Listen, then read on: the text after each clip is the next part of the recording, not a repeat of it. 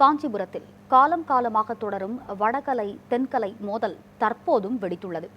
வாக்குவாதம் கைகலப்பாக மாறிய நிலையில் அடிதடி, கொலை மிரட்டல் என காட்சிகள் அரங்கேறியுள்ளன. என்ன காரணம்? விரிவாக பார்க்கலாம் இந்த செய்தி தொகுப்பில்.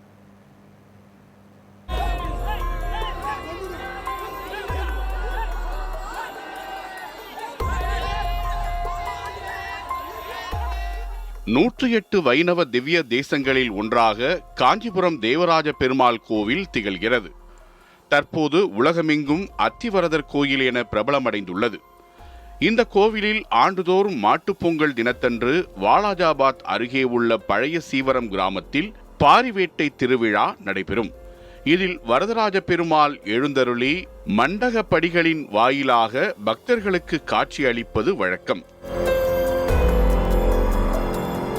அதேபோல் தேவராஜ சுவாமி பார்வேட்டைக்கு செல்லும் போது வடகலை தென்கலையை சார்ந்தவர்கள் திவ்ய பிரபந்தம் பாடி வரவேற்பது இவர்களின் பாரம்பரிய நிகழ்வாக இருந்து வருகிறது.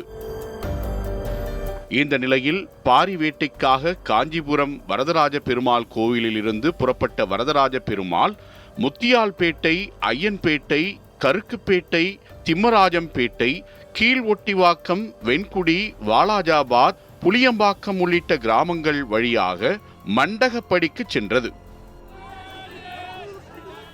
அப்போது வடகலை தென்கலை இரு பிரிவினர்களுக்கிடையே சமஸ்கிருத பாடல் பாடி வரும்போது வடகலை தென்கலை சேர்ந்தவர்களுக்குள் தகராறு ஏற்பட்டது.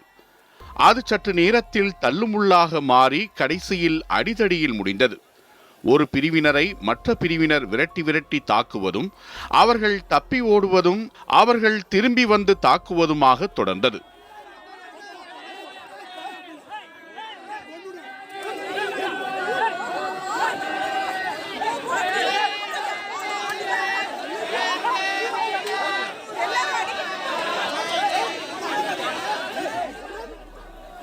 வடகலை தென்கலை பிரிவினர்களுக்கு இடையே பல ஆண்டுகளாக திவ்ய பிரபந்தம் யார் முதலில் பாடுவது என்ற பிரச்சனை தொடர்கதையாக இருந்து வருகிறது.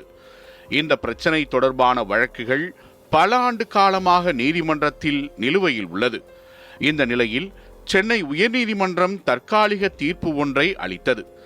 அதில் இரு பிரிவினர்களும் இந்த கோவிலில் திவ்ய பிரபந்தம் பாடக்கூடாது என தடை விதித்தது. அதற்கு மாற்றாக சமஸ்கிருத பாடல்கள் பாட அனுமதி அளிக்கப்பட்டது.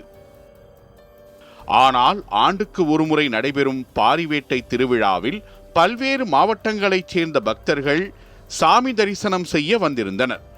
இந்த நிலையில் வடகலை தென்கலை என இரு பிரிவினரும் மோதிக்கொண்டது அப்பகுதியில் பெரும் பரபரப்பை ஏற்படுத்தியுள்ளது.